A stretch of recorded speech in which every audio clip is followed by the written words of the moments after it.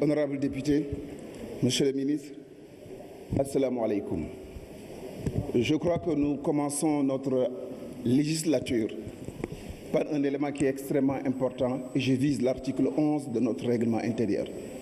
Cet article 11 dit que pour des questions de procédure, on peut interrompre le débat lorsqu'il s'agit du vote du bureau de l'Assemblée nationale. La question de fond, li tax ma jël kàddu gi, et je l'explique. Dans l'énoncé des présents, on a épaulé le nom de Khalifa Ababacar Sall, de l'honorable député Khalifa Ababacar Sall. Il vous a adressé une lettre. Lettre bi mu la bind wax na ni bëgg naa ñëw feebarul patul dara manqué wu ko lu dul li nga xamee ni mooy yeew bu ñu ko yeew en violation flagrante te li nga xamee ni c'est une question de procédure. C'est une question de procédure. Si vous donnez le temps.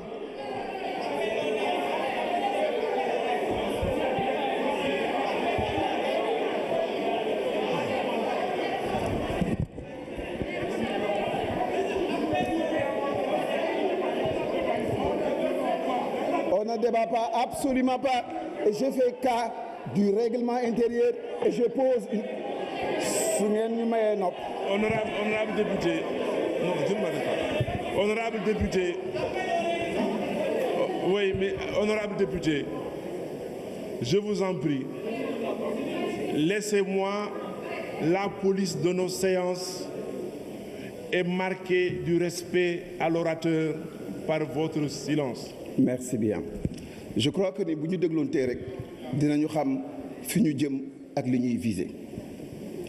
Li ñuy viser mooy la procédure ndax ab député boo xamee ni bis bii di bis bu solennel war naa mën a fale war naa mën a falu te ñaar yooyu yëpp amu ci benn possibilité pour def ko je pense que ça pose une question de procédure ndax mën nañoo dem dans ces conditions-là pour une assemblée nationale qui se veut une assemblée de rupture.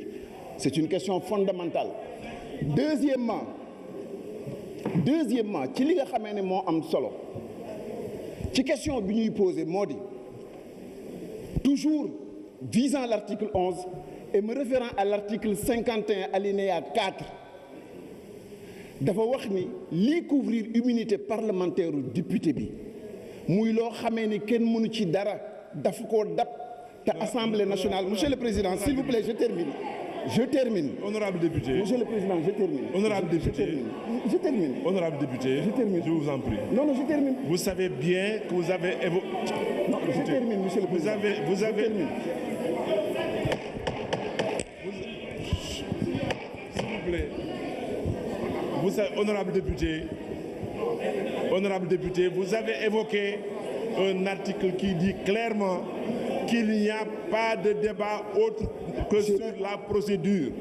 En vertu de ça, je vous retire la parole. Monsieur le Président, vous me permettrez simplement de dire que référez-vous à l'article 51 et à l'article 11 et commencez la législature en foulant au droit votre propre règlement intérieur.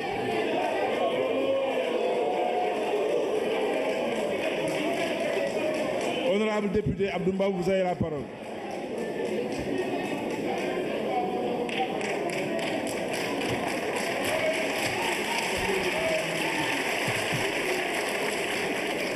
Monsieur le Président,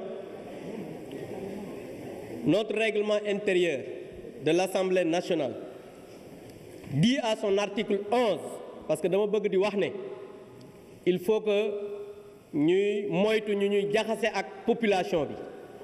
Article 11 dafa wax lu leer ci tubaab alinéa 1 mu ne aucun débat ne peut avoir lieu avant l'installation du bureau sauf s'il porte sur des questions de procédure relatives à l'élection en cours.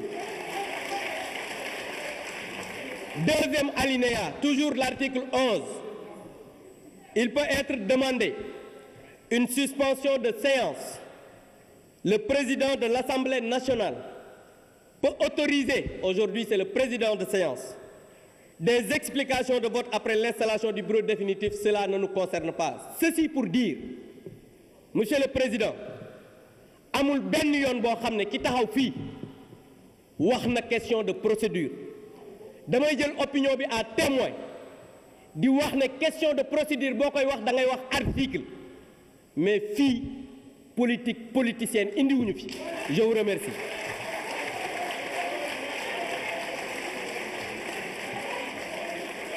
Merci, honorable député.